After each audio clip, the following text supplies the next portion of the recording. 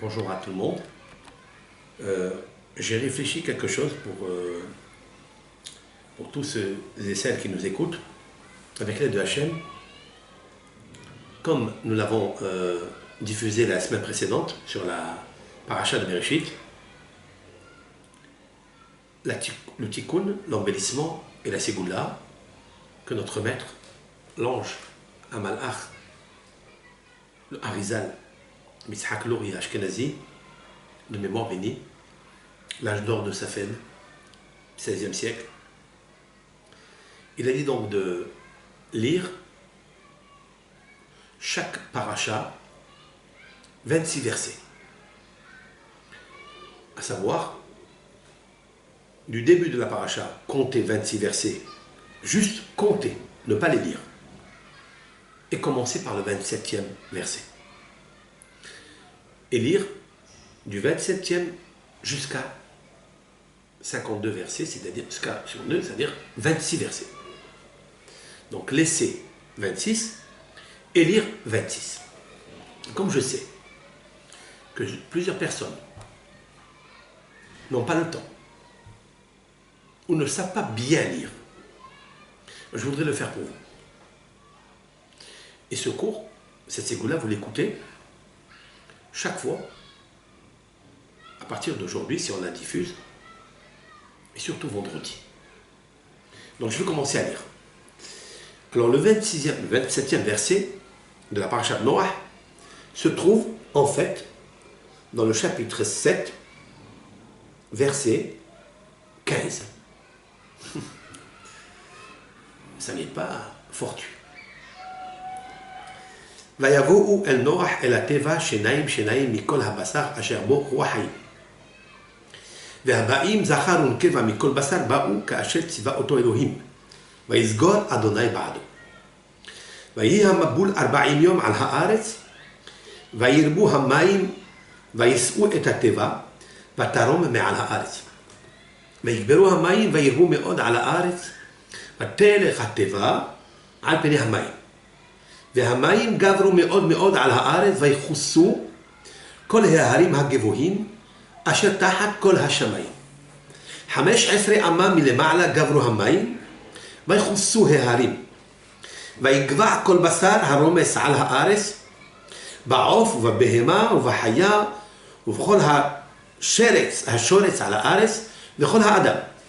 כל אשר נשמת רוח חיים באפיו מכל אשר בחריו מתו. וימח את כל היקום אשר על פני האדמה, מאדם עד בהמה, עד רמס ועד עוף השמיים. וימחו מן הארץ וישאר אך נוח ואשר איתו בטבע. ויגברו המים על הארץ 50 יום. ויזכור אלוהים את נוח ואת כל החיה ואת כל הבהמה אשר איתו בטבע. ויעבר אלוהים רוח על הארץ וישוקו המים.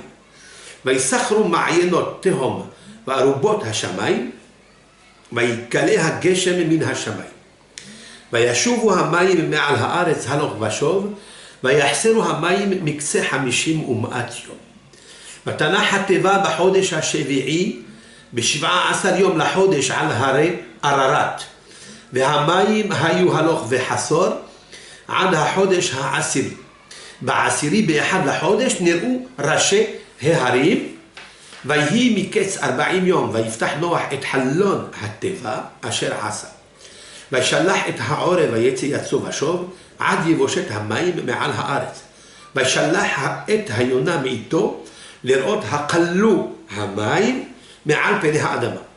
ולא מצאה היונה מה נוח לכף רגלה. ותשוב אליו אל הטבע, כי מים על פני כל הארץ, וישלח ידו ויקחיה, ויביא אותה אליו אל הטבע. ויחל עוד 7 ימים אחרים, ויוסף שלח את היונה מן הטבע. ותבוא אליו היונה לעת ערב, והנה עלי זית טרף בפיה, וידע נוח כי כלו המים מעל הארץ. ויחל עוד 7 ימים אחרים, וישלח את היונה ולא יספה שוב אליו עוד. ויהי ב1,600 שנה בראשון, באחד לחודש, חרבו המים מעל הארץ, ויסר נוח את מכסה התיבה, וירא והנה חרבו פני האדמה. ובחודש השני בשבעה ועשרים יום לחודש יבשה הארץ.